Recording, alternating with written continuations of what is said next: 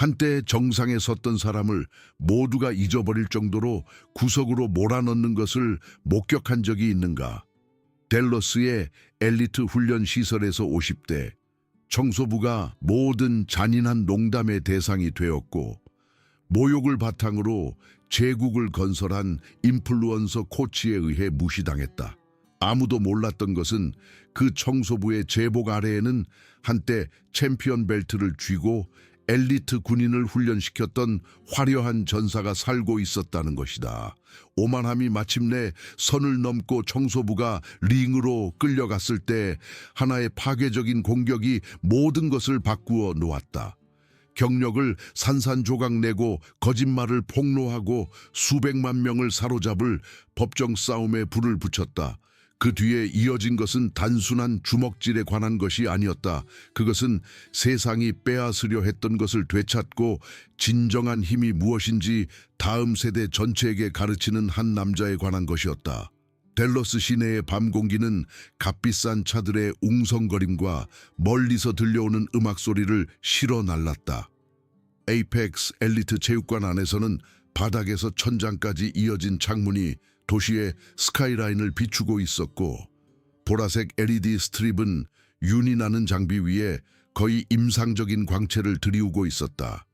이곳은 평범한 사람들을 위한 곳이 아니었다. 기술 임원, 프로 운동선수, 소셜미디어 유명 인사들은 자신들이 보이는 곳에서 훈련하기 위해 프리미엄 요금을 지불했다. 48세의 박철수는 고무 바닥 위로 청소 카트를 밀며 신중하게 천천히 움직였다.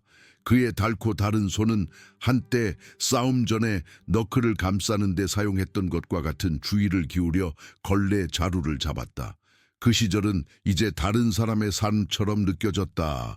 피로의 흔적이 드리워져 있었지만 여전히 날카로운 그의 눈은 가끔 고객과 함께 운동하는 트레이너의 움직임을 쫓았다. 최태주는 디자이너 운동복을 입고 훈련장을 활보하며 근육질의 몸매로 모든 곳에서 시선을 끌었다. 33세의 그는 지배력, 정신력, 전사정신에 대한 콘텐츠를 소비하는 25만 명의 인스타그램 추종자를 확보했다. 그는 에이펙스 엘리트의 40%를 소유하고 있었고 모두가 그것을 알고 있었다. 그의 격투 경력은 3번의 아마추어 경기에서 패한 후 불꽃이 꺼졌지만 그는 부유하고 야심찬 사람들을 위한 코치로 자신을 리브랜딩했다.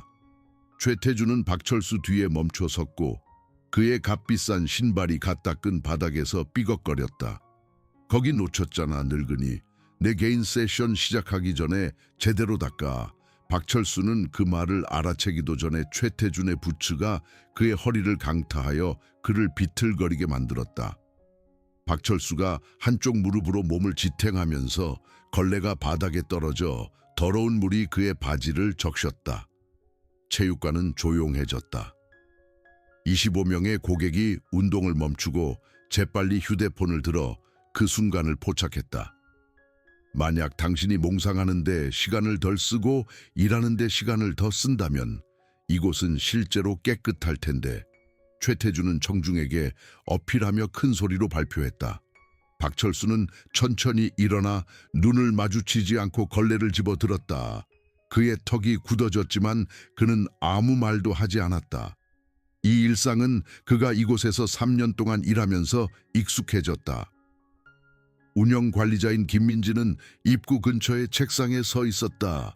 그녀는 그 장면이 펼쳐지는 것을 지켜보았고 그녀의 손은 키보드 위로 맴돌다가 다시 일터로 돌아갔다. 그녀는 개인 파일에 12건의 유사한 사건을 기록했지만 회사 경영진은 모든 보고서를 무시했다. 최태주는 징계를 내리기에는 너무 많은 수익을 가져왔다.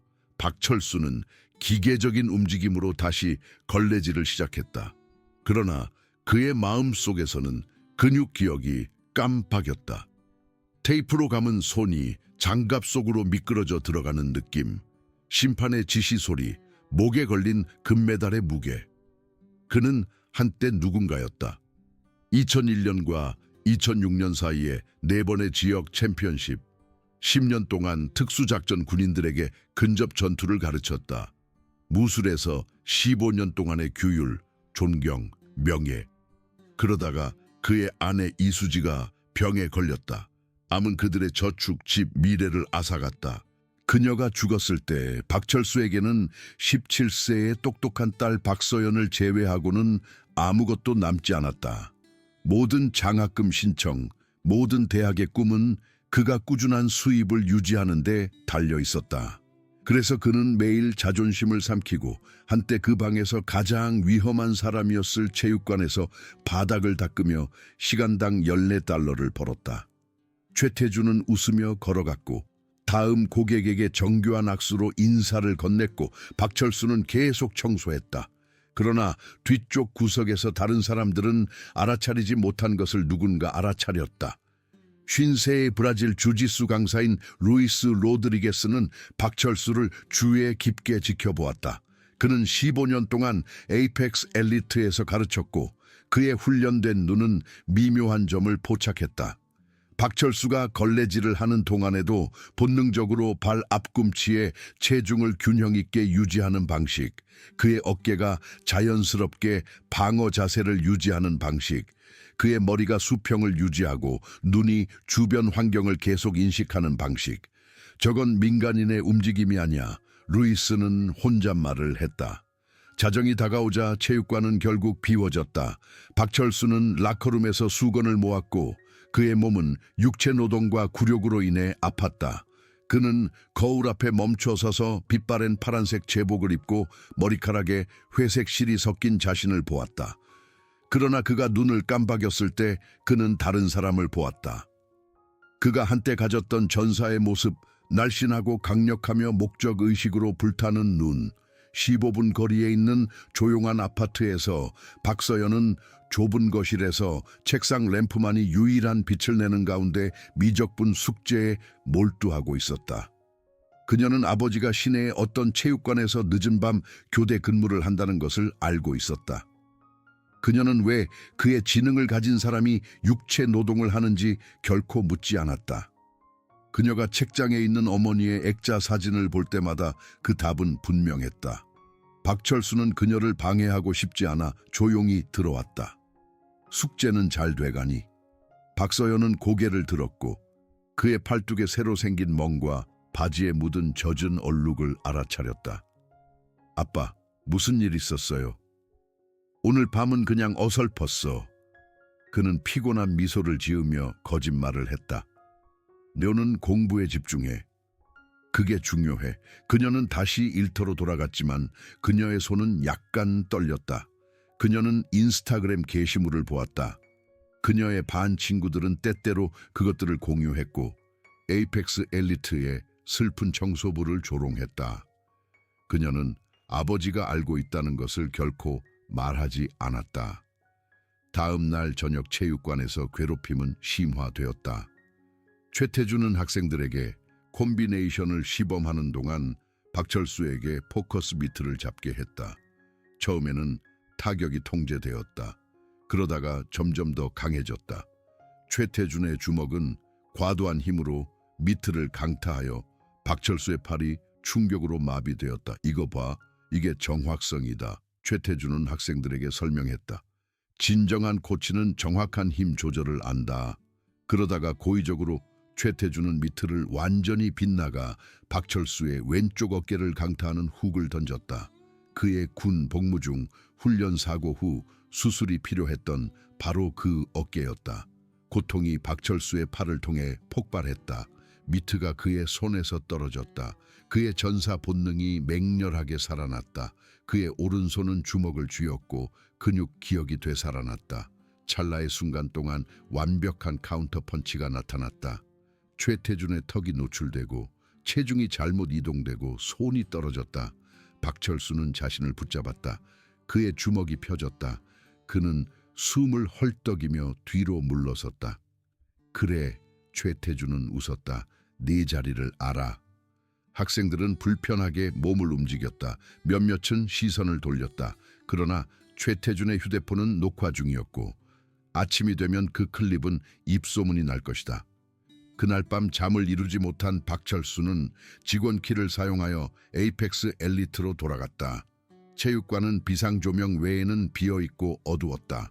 그는 구석에 있는 헤비백 앞에 섰고 그의 손은 이미 락커에서 테이프로 감겨 있었다. 그는 깊이 숨을 들이쉬고 앞으로 폭발했다. 가방은 그의 공격에 천둥처럼 울렸다. 잽 크로스 훅 어퍼컷. 그의 발은 숙련된 정확성으로 춤을 췄다. 각 타격은 파괴적인 정확도로 적중했고 가방은 사슬 위에서 격렬하게 흔들렸다. 수년 동안 던지지 않았던 콤비네이션을 쏟아내자 땀이 쏟아졌다. 그는 다시 전사였다. 청소부가 아니라 전사, 문이 열렸다. 루이스 로드리게스는 잊어버린 체육관 가방을 손에 든 채 문간에 얼어붙은 듯 서 있었다. 그는 박철수가 전문적인 기술로 헤비백을 파괴하는 것을 지켜보며 입을 벌렸다.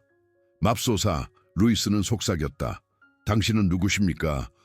박철수는 가슴을 헐떡이며 멈췄다. 그들의 눈이 마주쳤다. 오랫동안 아무도 말을 하지 않았다. 내가 한때 누구였는지. 박철수는 마침내 대답했다. 루이스는 더 가까이 다가가 박철수의 자세, 그의 손 위치를 연구했다. 나는 30년 동안 전사를 훈련시켰습니다. 당신은 한때가 아닙니다. 당신은 여전히 그렇습니다. 박철수는 벤치에 무겁게 앉았다. 골든 글러브 지역 챔피언 내호에 군대 전투 기술을 10년 동안 가르쳤습니다. MMA가 주류가 되기 전에 또 다른 5년 동안 경쟁했습니다. 그러다가 아내가 암에 걸렸고 다른 모든 것은 중요하지 않게 되었습니다. 루이스는 이것을 이해하고 천천히 고개를 끄덕였다. 최태준은 모르는군. 최태준은 내가 아무런 결과 없이 그가 모욕할 수 있는 사람이라는 것을 알고 있습니다. 3년 동안 당신은 그를 허용했습니다. 3년 동안 내 딸은 음식과 거처를 가졌습니다. 그것이 지금 가장 중요한 싸움입니다. 루이스는 그의 옆에 앉았다. 오늘 그가 게시한 비디오를 봤습니다. 고의적으로 당신의 어깨를 다치게 한 비디오. 5만 조회수가 넘었습니다. 사람들이 댓글을 달고 당신을 한심하다고 부르고 있습니다. 박철수의 턱이 굳어졌다. 나는 말보다 더 나쁜 것을 견뎌냈습니다. 당신의 딸도 그것들을 봤습니다. 장담합니다. 그것은 어떤 주먹보다 더 깊이 파고들었다. 박철수는 눈을 감았다. 내 말을 들으세요. 루이스는 계속했다. 나는 어제 최태준이 김민지와 이야기하는 것을 엿들었습니다. 그는 당신의 대체자를 고용하려고 합니다. 당신이 그의 학대를 계속 받아들이든 아니든 해고될 것입니다. 박철수는 날카롭게 고개를 들었다. 확실합니까? 그는 당신에게 질렸습니다. 그는 새로운 오락거리를 원합니다. 무너뜨릴 새로운 사람을. 그 말은 박철수의 가슴에 돌처럼 자리 잡았다. 아무것도 아닌 것에 대한 3년간의 굴욕. 어차피 이를 직업을 유지하기 위해 분노를 삼킨 3년. 만약 내가 반격하면 모든 것을 더 빨리 잃을 것입니다. 박철수는 조용히 말했다. 만약 당신이 반격하지 않으면 어차피 모든 것을 잃습니다. 게다가 당신의 존엄성, 게다가 당신이 그것을 막을 힘이 있었지만 선택하지 않았다는 것을 이해할 만큼 나이가 들었을 때 당신 딸의 존경심도. 그 말의 진실이 깊이 파고들었다. 다음 날 저녁 에이펙스 엘리트는 에너지로 웅성거렸다. 최태준은 그의 상금 학생인 22세의 신탁기금 아이인 데릭 월시를 코치하고 있었다. 그 아이의 자신감은 1라운드에서 서브미션된 후 산산조각이 났다. 특히 최태준이 그에게 가르친 방어 때문에. 자신을 탓하지 마세요. 최태준은 체육관 전체에 큰 소리로 발표했다. 지하 격투가들은 적절한 기술을 따르지 않습니다. 그렇기 때문에 그들은 더러운 전술에 의존합니다. 박철수는 근처에서 걸레질을 하다가 아니 문제는 길로틴 방어 중에 팔꿈치를 벌리고 있는 것이었습니다.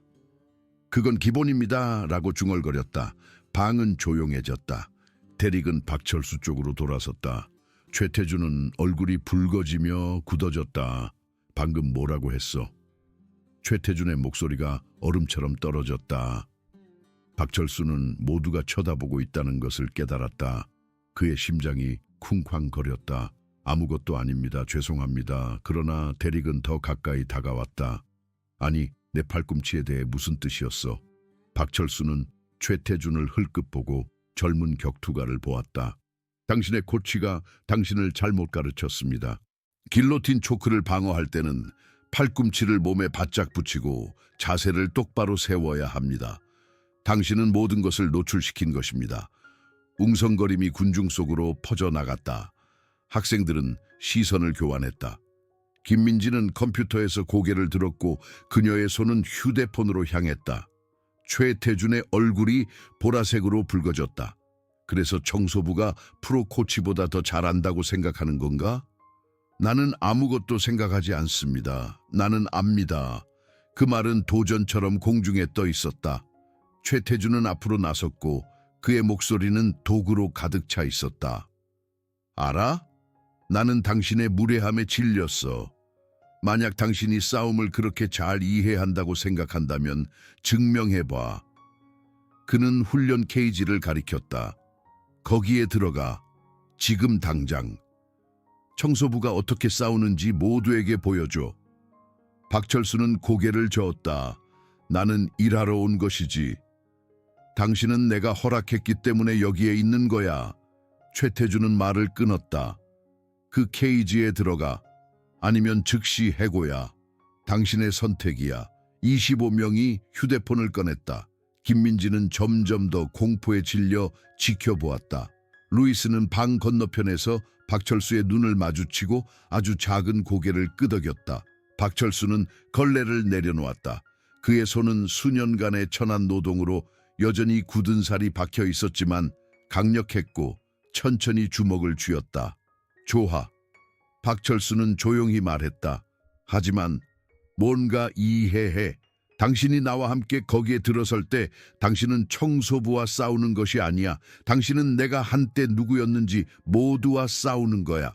최태준은 웃었지만 박철수의 눈에 있는 무언가가 그 웃음을 공허하게 들리게 만들었다. 그들은 케이지에 들어갔다. 최태준은 카메라 앞에서 뽐내며 발끝으로 튕겨 뛰었다. 박철수는 완벽하게 가만히 서 있었고 그의 자세는 좁고 손은 옆구리에 편안하게 놓여 있었다. 훈련받지 않은 눈에는 그가 준비되지 않은 것처럼 보였다. 루이스에게는 그는 감겨진 스프링처럼 보였다. 세 라운드, 세 분.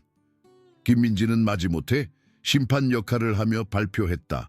이것은 가벼운 스파링을 위한 것입니다. 글러브를 터치하세요. 최태준은 비웃으며 글러브를 내밀었다. 박철수는 한 번 터치했다. 전설이 될 준비가 되셨기를 바랍니다. 최태준은 조롱했다. 파괴된 청소부. 라운드가 시작되었다. 최태준은 즉시 앞으로 돌진하여 압도하기 위한 거친 콤비네이션을 던졌다. 박철수는 최소한의 움직임으로 주먹을 피했고 그의 머리는 각 타격이 몇 인치 차이로 빗나가기에 충분할 정도로만 움직였다. 최태준은 강력한 오른손 훅을 던졌다. 박철수는 뒤로 물러서서 그것이 그의 코를 지나 날아가게 했다. 군중은 숨을 헐떡였다. 최태준은 좌절하여 재설정했다. 그는 다시 던졌다. 잽, 크로스, 로우킥. 박철수는 킥을 완벽하게 맞고 어깨에 잽을 흡수하고 크로스를 피했다. 가만히 서서 싸워. 최태준은 소리쳤다. 박철수는 마침내 움직였다. 번개처럼 빠른 단 하나의 잽이 최태준의 머리를 뒤로 젖혔다. 그것은 강력하지 않았지만 완벽하게 배치되고 완벽하게 타이밍이 맞았다. 메시지. 나는 당신을 더 세게 칠 수 있었습니다. 최태준의 눈이 커졌다. 그는 그렇게 깔끔하게 아웃스트라이크 된 적이 없었다. 1라운드는 최태준이 거의 아무것도 맞추지 못하고 끝났다. 박철수는 총 5번 정도의 타격을 던졌을 뿐이었고 각각 정확성의 클리닉이었다. 학생들은 필사적으로 속삭였다. 대릭은 입을 벌린 채 지켜보며 마침내 진정한 기술이 무엇인지 이해했다. 루이스는 구석에서 미소를 지었다. 그는 그를 가르치고 있습니다. 이것은 싸움이 아니라 교훈입니다. 2라운드는 최태준이 절박하게 시작되었다.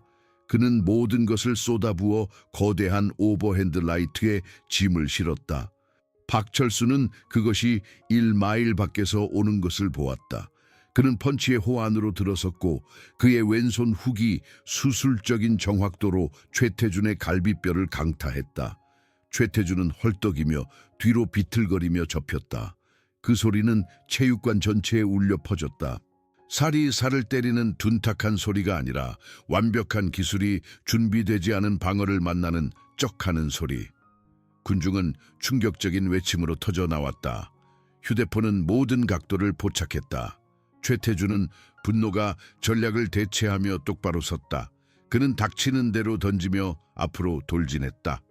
박철수는 물처럼 움직였고 모든 펀치가 빗나가고 모든 콤비네이션이 그의 방어에 무너졌다. 박철수는 최태준의 코 바로 앞에서 멈춘 스트레이트 라이트로 방역했다. 또 다른 메시지. 나는 당신을 해치러 온 것이 아닙니다. 나는 당신에게 진실을 보여주러 온 것입니다. 2라운드가 끝났다. 최태준은 가슴을 헐떡이며 구석에 쓰러졌다. 대릭은 새로운 존경심으로 박철수를 쳐다봤다. 김민지는 그녀가 모든 것을 바꿀 무언가를 목격하고 있다는 것을 알고 휴대폰을 꽉 쥐었다. 세 라운드. 최태준에게는 자존심밖에 남지 않았다. 그는 마지막으로 짐을 싣고 적중하면 누군가를 의식을 잃게 할 수 있는 헤이메이커의 모든 것을 던졌다. 박철수는 기다렸다. 그 펀치는 그의 훈련된 눈에 슬로 모션으로 들어왔다. 그는 오프닝, 완벽한 카운터, 이것을 끝내는 방법을 보았다. 그는 축을 돌리고 안으로 들어서서 왼손 훅을 휘둘렀다. 그 펀치는 6인치를 이동했다. 그것은 판사가 나무를 치는 소리처럼 최태준의 턱에 적중했다. 최태준의 눈이 뒤집혔다. 그의 무릎이 꺾였다. 그는 바닥에 닿기 전에 의식을 잃고 캔버스에 쓰러졌다. 체육관은 폭발했다. 학생들은 비명을 지르고 뛰어오르고 녹화했다. 김민지는 최태준의 호흡을 확인하며 케이지로 달려갔다. 루이스는 정확히 그가 목격한 것을 알고 팔짱을 낀 채 고개를 끄덕였다. 박철수는 축하하지 않았다. 그는 최태준 옆에 무릎을 꿇고 그의 맥박을 확인하고 그의 기도를 깨끗하게 유지하기 위해 부드럽게 그의 머리를 기울였다. 괜찮습니까? 박철수는 진심으로 걱정하는 목소리로 김민지에게 물었다. 최태준의 눈은 잠시 후 혼란스럽고 굴욕감을 느끼며 깜박였다. 그가 처음 본 것은 진실한 걱정으로 내려다보는 박철수의 얼굴이었다. 당신이 나를 때려 눕혔어. 최태준은 믿을 수 없다는 듯 중얼거렸다. 당신은 당신이 모르는 사람에게 도전을 걸었습니다. 박철수는 조용히 대답했다. 이렇게 된 것에 대해 죄송합니다. 박철수는 일어서서 케이지에서 나갔다. 군중은 파도처럼 그를 위해 갈라졌다. 모든 얼굴은 충격, 존경, 불신을 보였다. 그는 걸레를 집어들고 조용히 청소를 재개했다. 그러나 세상은 이미 바뀌었다. 25대의 휴대폰이 녹아웃을 포착했다. 자정까지 그 비디오는 50만 조회수를 기록할 것이다. 아침까지 박철수는 유명해질 것이다. 그리고 최태준의 신중하게 구축된 제국은 무너지기 시작할 것이다. 그 클립은 산불처럼 퍼져나갔다. 48시간 후 청소부 노가웃 등 플랫폼 전체에서 800만 번 조회되었다. 해시태그 진정한임이 대화를 지배했다. 해설 채널은 박철수 훅의 기술적 완벽성을 분석했다. 프로 격투가들은 모두가 보고 있는 것을 확인하며 참여했다. 이것은 운이 아니었다. 이것은 거장의 작품이었다. 그러나 최태준은 끝나지 않았다. 굴욕감을 느끼고 그의 명성은 산산조각이 났고 그는 내러티브를 뒤집는 것을 전문으로 하는 악명 높은 변호사 로렌스 블랙웰을 고용했다. 일주일 안에 최태준은 여전히 부어오른 얼굴과 목 보호대를 한 채 지역 뉴스에 출연했다. 나는 단지 그를 돕고 싶었습니다. 최태준은 목소리가 떨리며 말했다.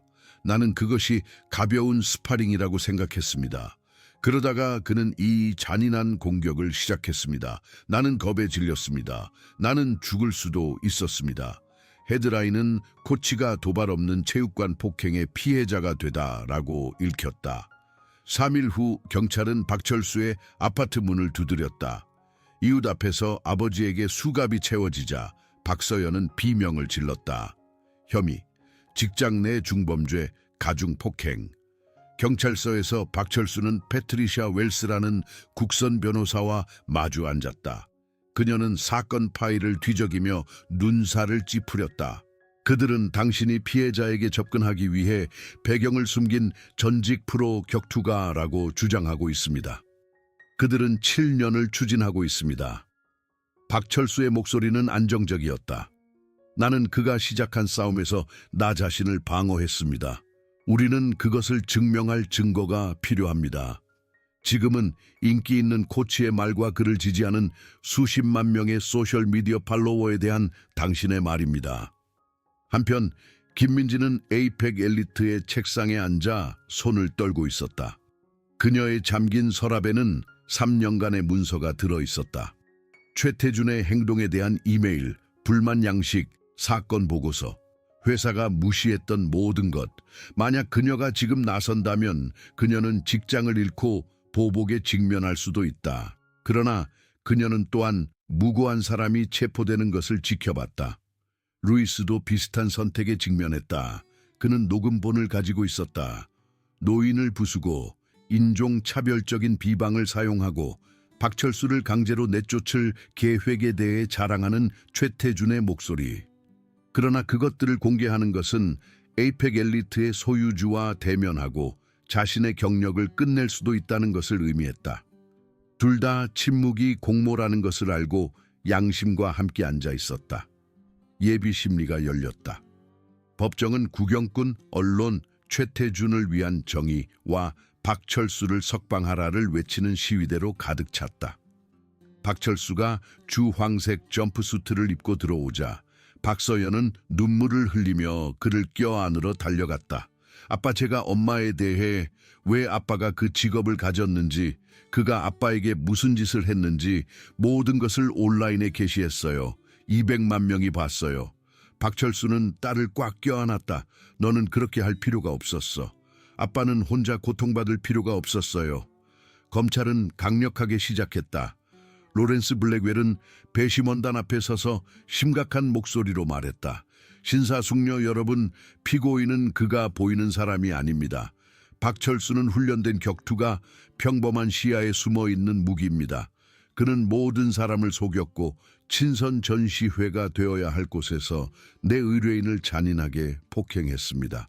그는 최태준의 멍든 얼굴, 의료보고서 사진을 보여주었다. 이것은 살인이 될 수도 있었습니다.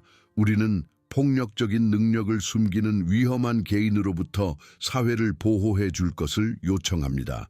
패트리샤 웰스는 응답하기 위해 일어섰지만 그녀의 목소리는 필요한 불이 없었다. 제 의뢰인은 정당방위로 행동했습니다. 그는 도발을 받았고 도발을 받았다고요? 블랙웰은 말을 끊었다. 우리는 모든 의견 불일치가 훈련된 격투가의 폭력을 정당화한다고 믿어야 합니까? 배심원단은 웅성거렸다. 여론은 최태준의 이야기에 기울어지는 것 같았다. 박철수는 진실이 거짓말에 묻혀 있다는 것을 알고 조용히 앉아 있었다. 그러다가 김민지가 결정을 내렸다. 점심 휴식 시간 동안 그녀는 복대서 패트리샤에게 접근하여 마닐라 폴더를 그녀의 손에 쥐어주었다. 모든 것이 여기에 있습니다. 3년간의 학대, 회사는 모두 무시했습니다. 패트리샤는 문서를 스캔하면서 눈을 크게 떴다. 이것은 모든 것을 바꿉니다. 그날 오후 루이스는 USB 드라이브를 들고 법원에 도착했다. 그는 밖에서 박서연을 찾아 그녀의 손바닥에 넣었다. 당신 아버지의 구원. 그를 비난하는 최태준 자신의 말. 재판이 재개되었을 때 패트리샤는 새로운 자신감으로 일어섰다. 존경하는 재판장님, 새로운 증거를 제출할 수 있도록 허가를 요청합니다. 판사는 고개를 끄덕였다. 법정 화면에는 이메일 체인, 불만 양식, 사건 보고서가 밝혀졌다. 모두 인종차별적인 언어, 신체적 협박, 박철수를 고의적으로 표적으로 삼는 것을 포함하여 최태준의 직원에 대한 체계적인 학대를 기록했다. 그러다가 오디오가 나왔다. 최태준의 목소리가 법정을 가득 채웠고 경멸감이 흘러넘쳤다. 나는 그가 멈출 때까지 그를 소년이라고 부를 것입니다. 나는 그가 통제력을 잃기를 바랍니다. 그러면 나는 그를 파괴할 변명을 갖게 될 것입니다. 갤러리는 폭발했다. 최태준은 얼굴이 붉어지며 자리에서 벌떡 일어섰다. 그것은 조작된 것입니다. 가짜입니다. 판사의 망치가 천둥처럼 울렸다. 최태준 씨, 앉으십시오. 그러나 최태준은 멈출 수 없었다. 당신은 이해하지 못합니다. 그는 위험합니다. 그는 나를 굴욕스럽게 만들었습니다. 그와 같은 사람들은 에이펙 엘리트와 같은 곳에 속하지 않습니다. 그 말은 쏟아져 나왔다. 계급주의적이고 인종차별적이며 그의 진정한 본성을 드러냈다. 카메라는 모든 순간을 포착했다. 그의 가면은 완전히 산산조각이 났다. 김민지는 다음으로 증인대에 섰고 그녀의 목소리는 떨렸지만 단호했다. 나는 모든 것을 기록했습니다. 나는 회사 경영진에게 12번이나 보고했습니다. 그들은 최태준이 수익을 창출했기 때문에 그것을 묻었습니다. 나는 그가 3년 동안 박철수를 학대하는 것을 지켜봤고 나는 아무것도 하지 않았습니다. 나는 겁쟁이였습니다. 그러나 나는 더 이상 그렇지 않습니다. 배심원단은 넋을 잃고 앉아 있었다. 몇몇은 눈물을 흘리고 있었다. 마침내 박철수가 증인대에 섰다. 패트리샤는 그를 부드럽게 안내했다. 박철수 씨, 당신은 왜 그렇게 뛰어난 배경을 가지고 있었음에도 불구하고 청소부로 취업했습니까? 박철수의 목소리는 조용했지만 안정적이었다. 내 아내 이수진은 암에 걸렸습니다. 우리는 그녀를 살리기 위해 저축, 퇴직, 상금 등 모든 것을 썼습니다. 그녀가 죽었을 때 나는 우리 딸 박서연과 이 손을 제외하고는 아무것도 없었습니다. 그는 굳은 살이 박힌 손바닥을 들어 보였다. 나는 나를 고용할 유일한 직업을 가졌습니다. 내 이력서의 공백에 대해 질문하지 않을 직업. 나는 딸을 부양해야 했습니다. 그것이 가장 중요한 싸움입니다. 그리고 최태준 씨와의 싸움은요. 그는 공개적으로 내게 도전을 걸었습니다. 나는 만약 내가 거절하면 조롱을 받고 해고될 것이라는 것을 알았습니다. 만약 내가 참여하고 진다면 같은 결과, 만약 내가 참여하고 이긴다면. 그는 잠시 멈췄다. 나는 한 번의 펀치를 던졌습니다. 한 번. 나는 20번을 던질 수도 있었습니다. 나는 그를 심각하게 다치게 할 수도 있었습니다. 나는 그렇게 하지 않았습니다. 나는 대결을 안전하게 끝내기 위해 필요한 최소한의 힘을 사용했습니다. 왜요? 왜냐하면 진정한 격투가는 상대를 파괴하지 않기 때문입니다. 우리는 가능한 한적은 해를 끼치면서 우리 자신을 보호합니다. 그것이 규율입니다. 그것이 명예입니다. 최태준은 결코 진정한 격투가가 아니었기 때문에 그것을 결코 배우지 못했습니다. 그는 플랫폼을 가진 깡패였습니다. 법정은 절대적인 침묵 속에 앉아 있었다. 블랙웰은 반대 신문 중에 회복하려고 노력했다. 박철수 씨, 당신은 자신이 치명적으로 훈련받았다는 것을 인정합니다. 우리가 당신이 자제력을 보였다는 것을 어떻게 알 수 있습니까? 박철수는 그의 눈을 마주쳤다. 왜냐하면 최태준 씨는 바로 거기에 살아있고 건강하게 앉아있기 때문입니다. 만약 내가 그를 해치고 싶었다면 그는 그렇지 않았을 것입니다. 배심원단은 90분 동안 수기했다. 그들이 돌아왔을 때 감독관이 일어섰다. 텍사스 주대 박철수 사건에서 중범죄 가중 폭행 혐의에 대해 우리는 피고인이 무죄라고 판결합니다. 환호성의 폭발이 건물을 흔들었다. 박서연은 울면서 아버지의 품에 쓰러졌다. 루이스는 주먹을 쥐었다. 김민지는 안도감에 눈물을 흘렸다. 판사는 계속했다. 더욱이 이 법원은 최태준 씨가 임금 손실, 법적 비용, 정신적 고통에 대해 박철수 씨에게 9만 달러의 손해배상을 지불할 것을 명령합니다. 그리고 댈러스 경찰서는 잠재적인 괴롭힘 및 차별 혐의에 대한 조사를 시작해야 합니다. 최태준은 얼어붙은 듯 앉아 있었고 그의 세계는 무너지고 있었다. 카메라는 그의 얼굴로 향했다. 창백하고 땀을 흘리고 파괴되었다. 박철수는 밖에서 기다리는 언론에 단 한 문장만 말했다. 힘은 다른 사람을 지배하는 것에 관한 것이 아닙니다. 그것은 그들을 들어 올리는 것에 관한 것입니다.